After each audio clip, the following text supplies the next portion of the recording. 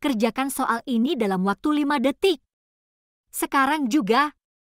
Dan tulis di kolom komentar dan gabung grup juga.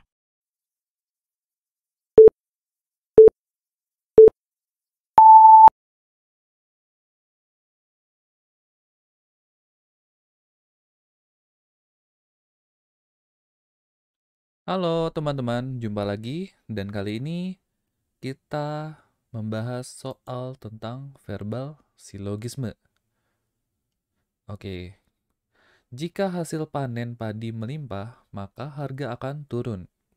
Jika petani memperoleh sedikit untung, maka akan kesulitan membayar kredit. Jika harga padi turun, maka petani memperoleh sedikit untung. Kesimpulan yang benar adalah, oke, sebelum kita jawab, kita ingat kembali bahwa silogisme ini merupakan penarikan kesimpulan secara deduktif.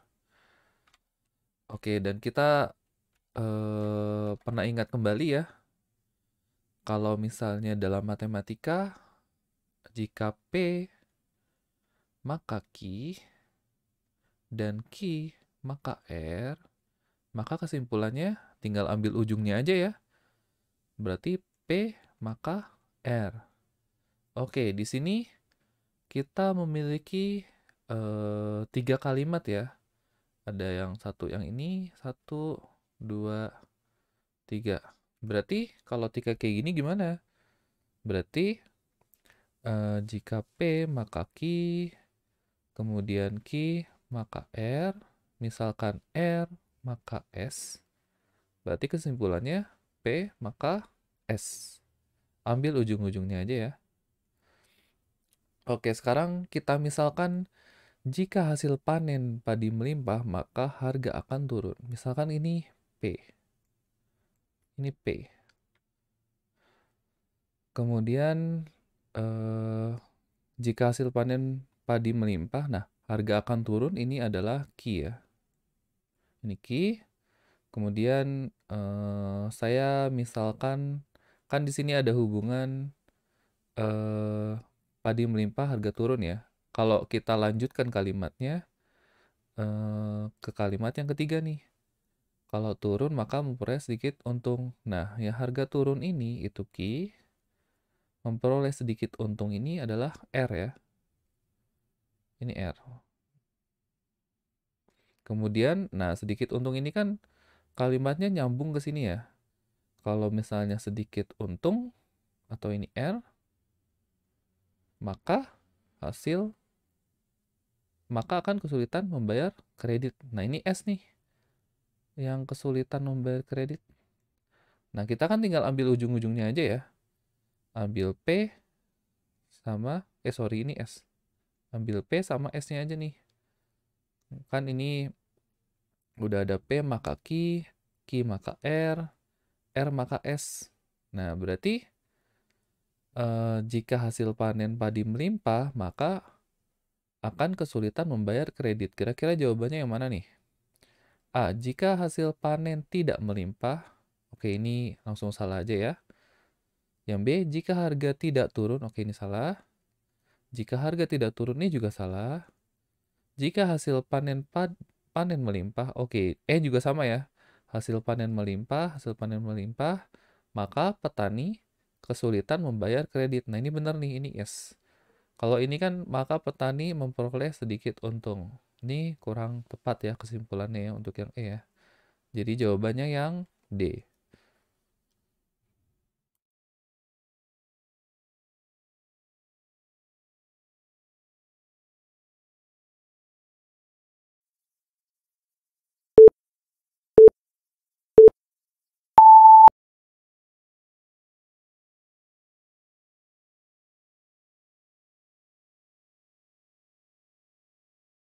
Halo teman-teman, mari kita bahas soal tentang verbal silogisme.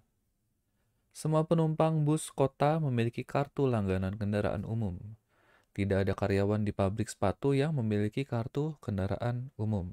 Simpulan yang tepat atas pernyataan di atas adalah, aduh, kira-kira apa nih? Kita langsung coba periksa jawabannya aja ya. Katanya tidak ada karyawan di pabrik sepatu yang menjadi penumpang bus kota. Oke, ini benar ya. Ini benar ya. Coba kita lihat yang B. Tidak ada karyawan yang tidak memiliki kartu kendaraan umum. Ini salah ya. Tidak ada karyawan di pabrik sepatu yang tidak menjadi penumpang bus kota. Ini juga salah. Karyawan yang memiliki kartu kendaraan umum tidak bekerja di pabrik sepatu. Ini juga salah. Yang E, karyawan pabrik sepatu yang menjadi penumpang bus kota tidak memiliki kartu langganan kendaraan umum. Ini juga kurang tepat karena ini hanya menjelaskan kembali atau mengulang kembali kalimat atau pernyataan di soal ya. Jadi pernyataan simpulan yang tepat adalah yang yang A ya. Yang A.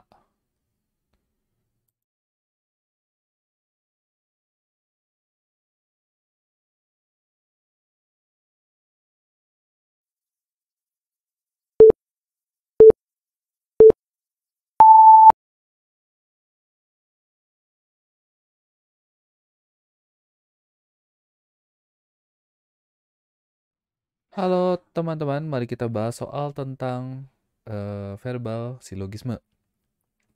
Semua gelang yang berwarna merah diletakkan di atas meja. Beberapa gelang yang berwarna emas diletakkan di atas meja.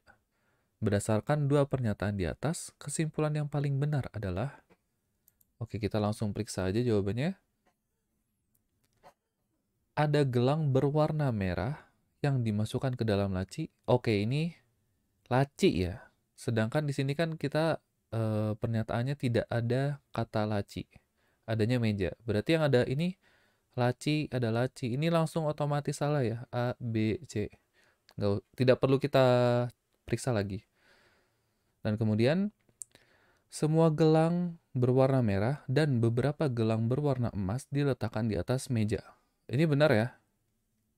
Ini kan sama-sama di atas meja, tetapi ada gelang berwarna merah dan beberapa gelang berwarna emas.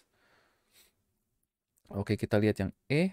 Semua gelang berwarna merah dan emas diletakkan di atas meja. Ini salah ya. Karena pada pernyataan 2, ini kan 1, 2 ya. Di sini kan untuk yang emas itu hanya beberapa. Bukan semua ya. Jadi jawaban yang tepat adalah yang D ya.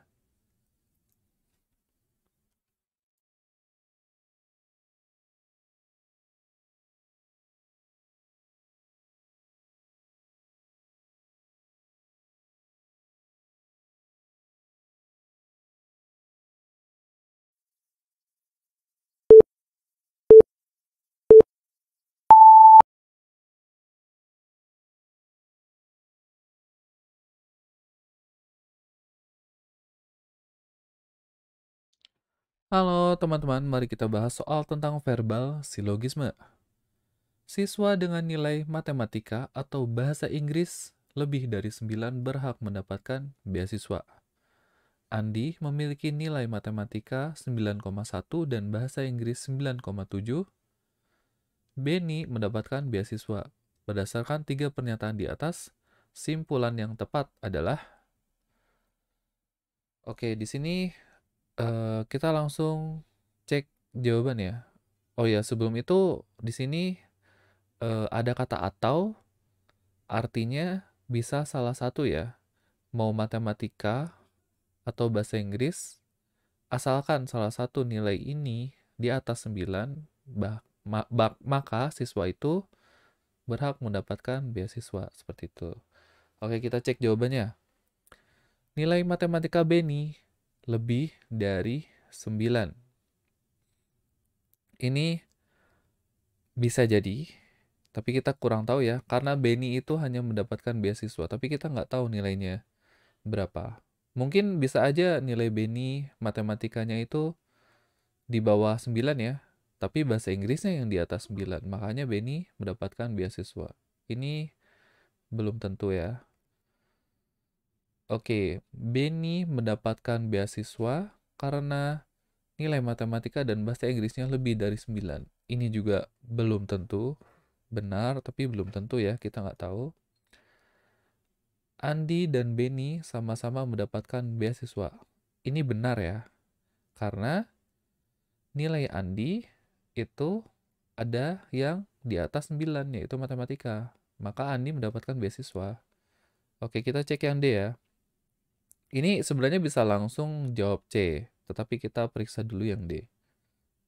Nilai bahasa Inggris Andi lebih tinggi dari nilai bahasa Inggris yang diperoleh Benny. Ini juga kurang tepat ya, karena kita nggak tahu nilai Benny itu berapa. Andi tidak mendapatkan beasiswa. Ini salah ya. Karena kita tahu bahwa nilai matematika Andi itu di atas 9, jadi harusnya Andi ini mendapatkan beasiswa. Oke, jadi simpulan yang tepat untuk soal ini adalah yang C. Andi dan Benny sama-sama mendapatkan beasiswa.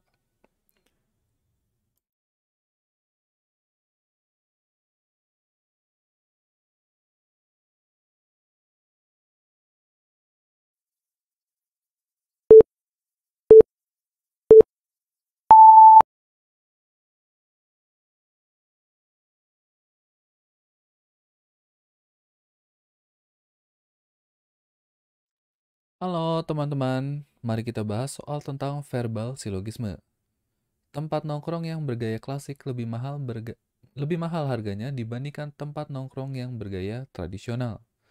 Tempat makan yang lebih mahal biasanya lebih banyak didatangi anak-anak muda. Berdasarkan dua pernyataan di atas, kesimpulan yang benar adalah biasanya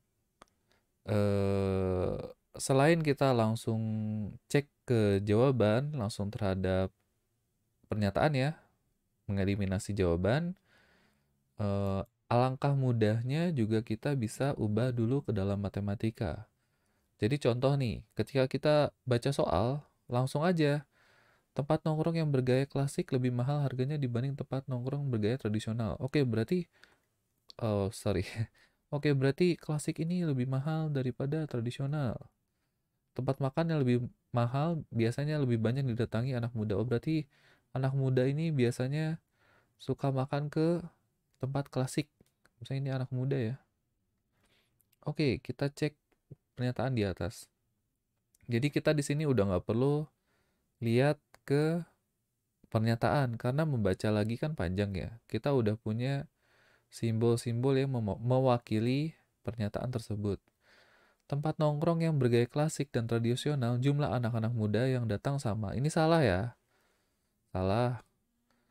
Harusnya kan karena pernyataan yang kedua, anak mudanya lebih banyak ke K, tapi kan anak muda di T artinya berarti sedikit ya.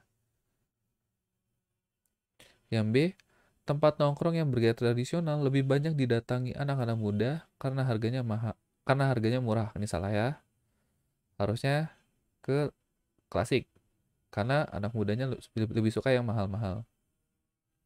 Yang C, tidak bisa ditentukan banyaknya anak-anak muda yang datang di tempat nongkrong bergaya klasik dan tradisional. Ini betul, tapi kita perhatiin yang D. Tempat nongkrong yang bergaya klasik lebih banyak didatangi anak-anak muda. Ini benar. Tempat nongkrong bergaya klasik dan tradisional memiliki harga yang sama. Ini jelas salah ya. Oke, jadi yang paling tepat simpulannya adalah yang D.